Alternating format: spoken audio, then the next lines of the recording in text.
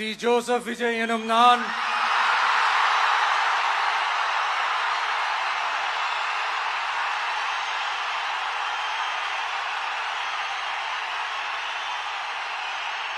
சட்டப்படி அமைக்கப்பெற்ற இந்திய அரசியல் அமைப்பின்பால் உண்மையான நம்பிக்கையும் மாறா பற்றும் கொண்டிருப்பேன் என்றும்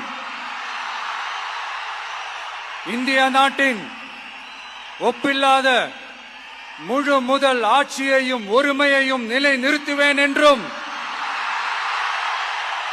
தமிழ்நாட்டு அரசின் முதலமைச்சராக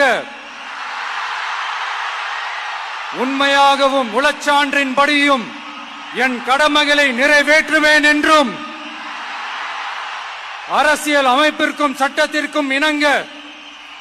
அச்சமும் ஒருதலை சார்பும் இன்றி விருப்பு வெறுப்பை விலக்கி பலதரப்பட்ட மக்கள் அனைவருக்கும் நேர்மையானதை செய்வேன் என்றும் ஆண்டவன் மீது ஆணையிட்டு உறுதிமொழிகிறேன்.